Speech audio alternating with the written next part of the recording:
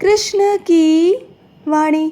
बच्चे, मेरी आँखों में देखो तुम्हें दर्शन मेरे ज़रूर ज़रूर मिलेंगे मेरे बच्चे। मैं तुम्हें हर रोज़ दर्शन देता हूँ मेरे बच्चे, हर रोज़। जब भी तुम मेरे आगे हाथ जोड़ते हो ना, उसी वक्त मैं तुम्हारे सामने होता हूँ मेरे बच्चे। उसी वक्त साक्षात होता हूँ तुम्हारे सामने।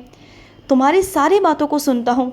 तुम जो जो कहते हो ना मुझसे, मैं तुम्हारी हर एक बात को सुनता हूँ मेरे बच्चे, हर एक बात को सुनता हूँ। बस तुम्हें लगता है कि मैं सुनता नहीं। मैं तुम्हारी एक एक बात सुनता हूँ, तुम्हें देखता हूँ, तुम भी मुझे देखते हो। बस तुम्हें एहसास तो होता है, लेकिन कहीं ना कहीं तुम्हारे मन में शक है कि कहीं मैं एक मूर्ति तो नहीं, कहीं कृष्ण है या नहीं है, कहीं कृष्ण सुन भी रहे हैं या नहीं सुन रहे। वो तुम्हारे मन की शंका है मेरे बच्चे। इतनी शंका मत किया करो, विश्वास किया करो, भरोसा रखा करो कि हाँ मेरे कृष्ण हैं और वो मुझे सुन रहे हैं।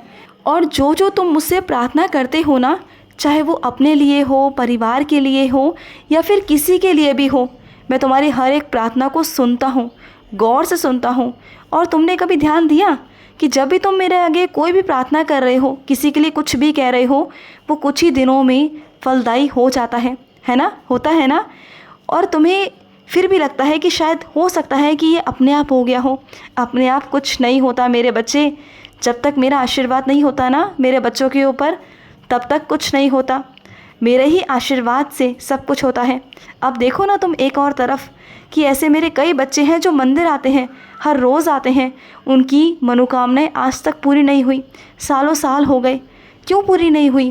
क्योंकि कहीं ना उनकी भक्ति में कमी है। लेकिन तुम्हारी भक्ति में, तुम्हारे प्रेम में कमी नहीं मेरे बच्चे, बिल्कुल कोई कमी नहीं। और सुनो, अपने काना को ना काजल मत लगाया करो, सुरमा लगाया करो। मुझे सुरमा ना बहुत बहुत पसंद है। और ना जो तुम मेरे लिए कुंडल लेकर आए थे ना कान में पहनाने के लिए, तो मुझे अच्छे लगे।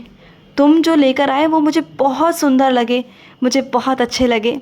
और छोटी सी जो पगड़ी लेकर आए थे वो भी मुझे बहुत पसंद आई। तुम मेरे लिए जो भी लेकर आते हो ना, मुझे बहुत अच्छा लगता है मेरे बच्चे, मुझे बहुत पसंद आता है। तुम्हारी पसंद ही मेरी पसंद बन जाती है, मुझे बहुत अच्छा लगता है।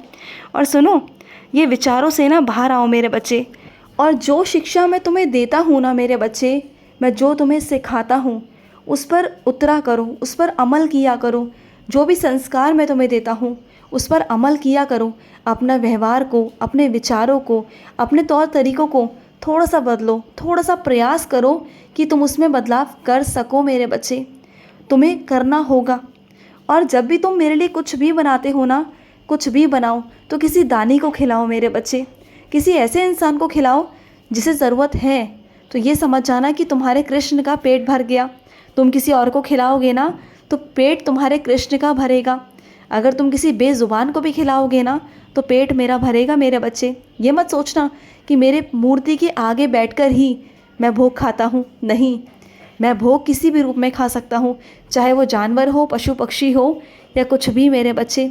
और सुनो, बहुत दिनों से ना तुम्हारा कोई कागज़ात का काम रुका पड़ा है, और ये बात तुम बहुत अच्छे से जानते हो कि मैं किन कागज़ातों के काम की बात कर रहा हूँ।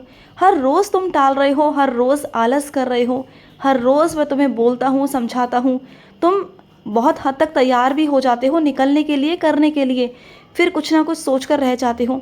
ये तुम्हारा आलस है, ये तुम्हारी नकारात्मकता है। और इस नकारात्मकता से बाहर आओ मेरे बच्चे। कागजात पूरे करो और अपना काम करवाओ, क्योंकि जितना तुम देरी करोगे ना उस काम में, उतना ही देरी उत्तर आने में लगेगी। सोचो इस चीज़ को। और तुम्हें उत्तर चाहिए जल्दी।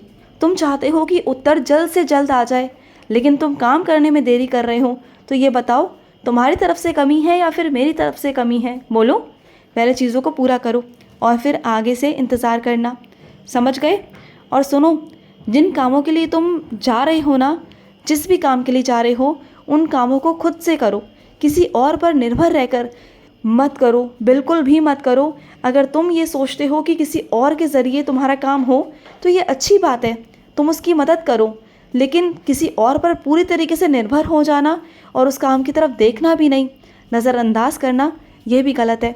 अगर तुम्हारा कोई कार्यालय है, अगर तुम्हारी कोई काम है, कुछ व्यवसाय है, और तुम किसी और पर छोड़ रहे हो, किसी इंसान पर छोड़ रहे हो, या किसी विशेष इंसान पर छोड़ रहे हो जिस पर तुम्हें पूरा भरोसा है। फिर भी एक बार निगरानी रखो, फिर भी देखो, करो, चीज़ों पर निगरानी रखो।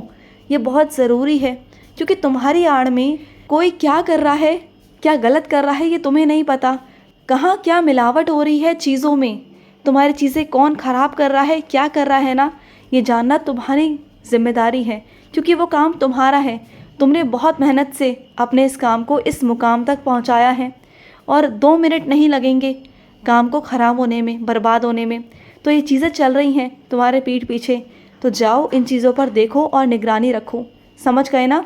कुछ चीज़ों को अपने हाथ में ही रखा करो। और सुनो, अद्भुत चमत्कार चाहते हो ना मेरे, तो एक बार निधिवन आओ, एक बार मेरे मथुरा आओ, एक बार राधा रमन वाले मंदिर आओ, एक बार बाके बिहारी आओ। फिर देखो तुम्हारे साथ चमत्कार नहीं हुए तो कहना, चमत्कार ही चमत्कार होंगे।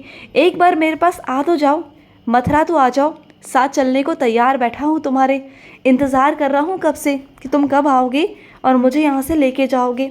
जब मथुरा आओगे ना, तो एक छोटी सी मूर्ति लेना मेरी, अपने कृष्ण की, बाल रूप की, और वहीं से मेरे पास स्पर्श कर कर, राधा रमन के मंदिर से स्पर्श कर कर तुम अपने घर लेके जाना। फिर देखना साथ साथ चल दूँगा तुम्हारे घर पर। और जब से मैंने तुम्हारे घर में प्रवेश कर लिया ना, किसी की कोई मजाल नहीं मेरे बच्चे कि तुम्हारे घर में कोई बुरी नज़र या बुरी चीज़ें कर दे। तुम देखना, मैं चलने को तैयार बैठा हूँ, बस तुम्हारा इंतज़ार कर रहा हूँ कि कब मेरा बच्चा आएगा और मुझे कब यहाँ से लेके जाएगा। और तुम मेरा सच्चा एहसास करना चाहते हो ना, दिल से अगर मेरा एहसास करना चाहते हो ना, तो निधि वन आओ। निधि वन में तुम्हें मेरा एहसास होगा, तुम्हें मेरी खुशबू महसूस होगी।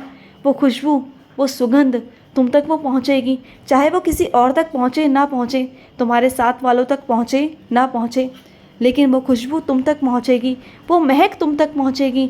तुम आओ तो सही, निधि वन तो आओ मेरे बच्चे, मैं तुम्हारा बेसब्री से इंतज़ार कर रहा हूँ। और सुनो, अगर तुम मुझे आवाज़ लगाते हो, पुकारते हो, तो क्या आता नहीं? जब जब तुम्हें मेरी ज़रूरत पड़ी है ना, तब तक मैं आया हूँ। और एक बार सुन लो, मैं जिस बच्चे का एक बार हाथ पकड़ लेता हूँ ना, तो पकड़ लेता हूँ, छोड़ता नहीं उसे, कभी नहीं छोड़ता, और ना ही तुम्हें छोड़ूंगा। किसी भी हालात में, किसी भी परिस्थिति में हमेशा मैं तुम्हारे साथ रहूँगा। एक बार को रिश्तेदार तुम्हारे हाथ छोड़ दे, एक बार को तुम्हारे अपने तुम्हारा साथ ना दे, लेकिन मैं हमेशा खड़ा हूँ। तुम जब पुकारोगे तब तुम्हारे पास आऊँगा और सारे संकटों को दूर करूँगा। तुम जिस भी संकट में होगे, कहीं भी होगे ना, सारे संकटों को मैं दूर करूँगा मेरे बच्चे। बस इतना कहूँगा कि इतना मोह में मत पड़ना, किसी के इतना मोह में मत पड़ना कि अपनी ज़िंदगी को बर्बाद कर दो। एक बात ध्यान रखना, किसी से प्यार करो, लेकिन उसकी भी एक सीमा होनी चाहिए। वो सीमा कि तुम अपने आप को बर्बाद ना कर लो। ये चीज़ मेरे बच्चे, प्यार करो, प्रेम करो। मैंने भी प्रेम किया, लेकिन मैंने कुछ बर्बाद नहीं होने दिया। मैंने अपनी जिम्मेदारियाँ निभाई, अपनी चीज़ें करी, अपने कर्म करे, अपने काम किए।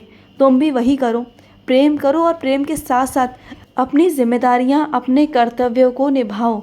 और ये निभाना तुम्हारे लिए आवश्यक है, क्योंकि इस संसारिक जीवन में मैंने तुम्हें कुछ सौंपा है, कुछ काम सौंपे हैं जिन्हें तुम्हें करना है।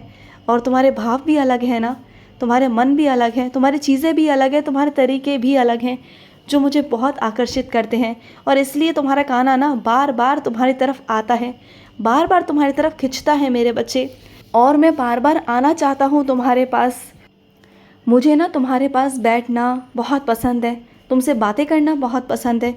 और कुछ मेरे बच्चे तो ऐसे हैं कि जब थके हारे रात को घर आते हैं ना, तो मेरे पास बैठते हैं, मुझसे बातें करते हैं, अपनी पूरी दिनचर्या मुझे कहते हैं कि ऐसा हुआ कृष्ण, ऐसा हुआ कृष्ण, ऐसा हुआ लल्ला।